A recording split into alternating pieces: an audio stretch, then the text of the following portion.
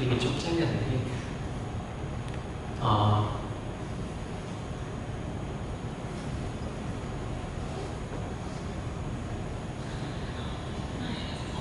네, 여기를 보시면요, 이 초록색 부분은 이제 아일랜드가 독립을 해서 수립된 아일랜드 자치국, 아이리시 프리 스테이트라고 불리고요. 그다음에 위쪽 그 주황색 이것은 지금 현재 노던 아일랜드, 즉 6개의 카운티가 이제 그 앵글로 아이리시 그 조약으로 인해서 여전히 영국에 속하게 됩니다. 이 노던 아일랜드에서는 영국계 아일랜드 그리고 프로테스탄트 또는 북교회 이 사람들이 대부분 많이 있었고 또 권력을 쥐고 있었기 때문에 이쪽은 영국에 속하기를 원했던 것이죠. 하지만 1922년부터 23년까지 아일랜드는 다시 한번 내전에 빠져들게 됩니다. 왜냐하면 이 영국 아일랜드 조약에 찬성하는 사람들이 있고 또 여기에 반대하는 사람들이 있었습니다.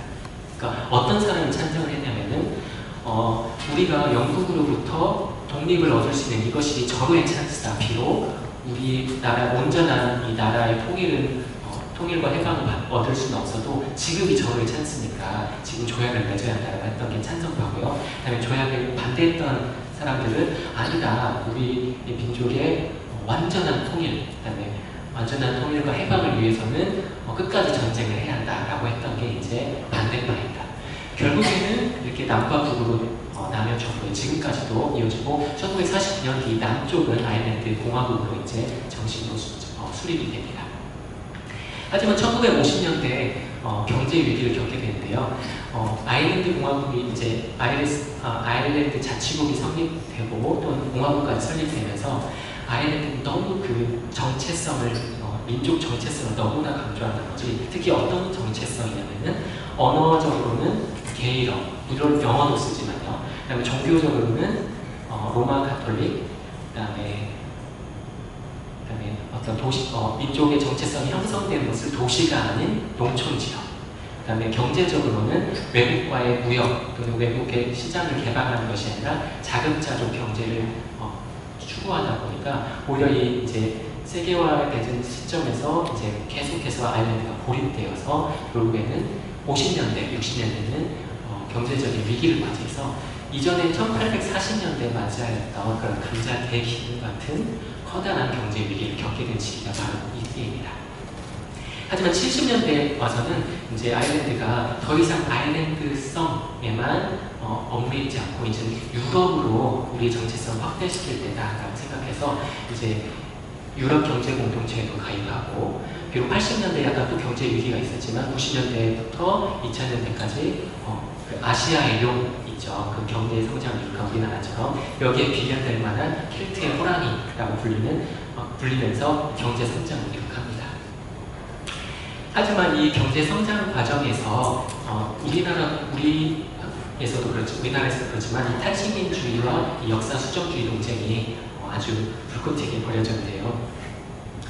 예를 들어서 탈식민주의에서는 이런 급하게 그 근대화가 되고 또는 급하게 자본주의를 받아들이면서 이제 아일랜드가 좀 더 적극적인 그리고 적극적인 어떤 해방이나 적극적인 혁명을 이루지 못했다는 것에 대해서 비판을 합니다.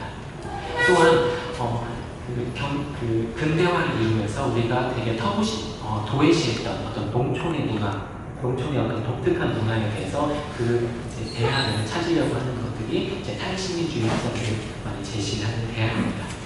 하지만 이에 반해서 역사 수정주의는 이전 세대들이 너무 아일랜드성, 아까 말씀드렸듯이 게일 언어, 가톨릭, 그다음에 농촌, 그다음에 자급자족 경제 이것만 추구하다 보니까 이러한 정체성은 지금 우리와 맞지 않다, 20세기 우리와 맞지 않다라고 여겼기 때문에 이제 그러한 과거 이데올로기에 대해서 과도한 민족주의 이데올로기에 대해서 이제 비판을 하는 게 역사 수정주의입니다.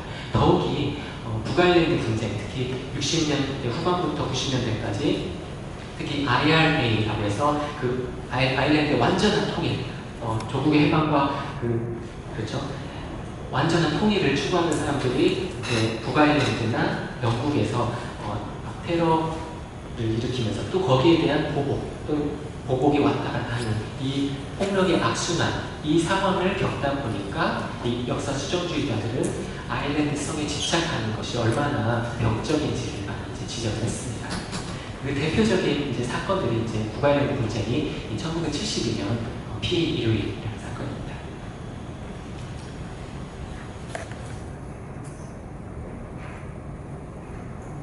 네, 이런 이제 복잡한 시대를 반영하면서 이제 아일랜드 시 문학도 이렇게 다양하게 변했는데요. 아까 민족의 시인이라고 불렸던 예이츠가 이제 아일랜드의 토착 신화와 전설, 인당 등을 다 집대성해서 민족 의식을 고취시켰고요. 하지만 이제 아일랜드가 독립국가를 형성하면서 예이츠는 이제 주변에 이렇게 밀려납니다. 왜냐하면 예이츠는 이제 영국계 아일랜드 출신이기 때문에 어떤 그 정치 권력으로부터 점점 멀어져서 점점 이제 예술의 세계로 쭉 들어가게 됩니다. 이제 이 예이츠 다음 세대에 1940년대에는 페이트리 캐바나라는 시인이 있는데요.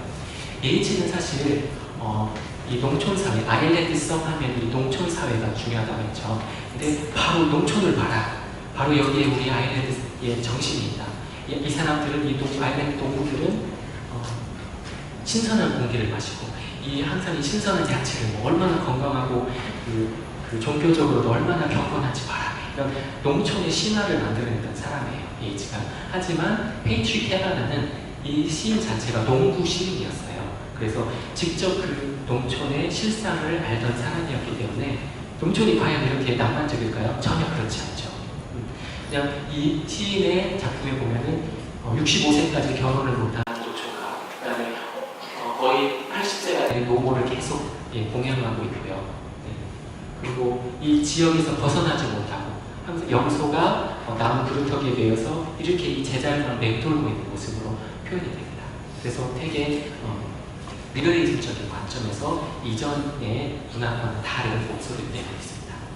그래서 이 캐바나 이후로 사실은 예이츠는 민족 시인이기 때문에 누구도 비판하기 어려운 시인이었는데 캐바나를 이후로 다양한 목소리가 나옵니다. 쉐이머스 시니와 그 북아일랜드 시인들은 아까 말씀드렸듯이 1960년대부터 90년대 이 북아일랜드 분쟁 이것을 모티브로 많은 시를 써서 세계인들의 주목을 받았고요. 그래서 쉐이머스 시니가 95년에 노벨 문학상을 받게 됩니다. 그 다음에 이 남쪽 아일랜드 공화국에서는 폴 덜컨이라는 시인이 그 아일랜드 국가의 어떤 폭력에 대해서 고발하는 시를 많이 씁니다.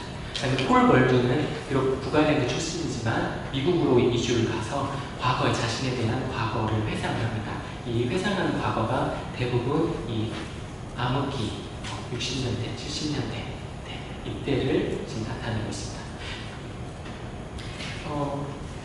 그렇게 보면은 20세기 아일랜드 문화는요, 참 이런 정치적이고 역사적인 이 경동기를 보냈던 것 같습니다. 그래서 문학과 정치와의 관계, 그 다음에 이 문학이 사회에 참여를 해야 하는지 아니면 순수 예술을 지켜야 하는지, 이런 논쟁들이 많이 있었고요. 오히려 이 긴장이 있었기 때문에 그 순수 문학, 참여 예술 이 사이에 긴장이 있었기 때문에 오히려 아일랜드 문학이 더 풍성해졌던 것 같습니다.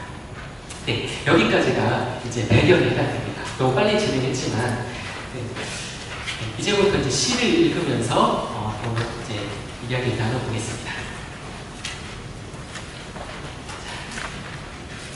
오늘 제가 말씀드렸듯이 시 중에서도 예술 작품의 영감을 받은 그런 장르를 엑프레시스라고 말씀드렸죠. 그래서 어떻게 보면은 이 작품은 만약에 플라톤식으로 말한다면 이데아를 모방한 어떤 자연이나 그 자연을 모방한 예술 작품, 그 예술 작품을 또 모방한 작품이 되겠어요. 그래서 모방의 모방. 그래서 정말 나쁜 모방이 될 것 같아요. 하지만 이 장르가 어떻게 시적인 사건과 연결될 수 있을지 보겠습니다. 먼저 시인이 시적인 사건을 경험할 때 이런 예술 작품을 보고 지금 하면 어떤 충격을 받거나 되게 인상적인 또는 감정적일 수도 있고요. 이게 정서적일 수도 있고 이게 또 인지적일 수도 있습니다. 이 모든 것을 총체적으로 시적인 사건이 형성이 되는 건데요.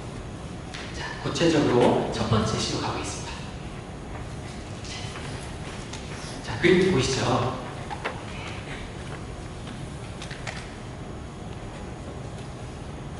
네, 이거는 파란 볼 위에 새겨진 조각이죠. 그렇죠? 그래서 이건 그냥 파란 돌덩어리, 규산형, 예,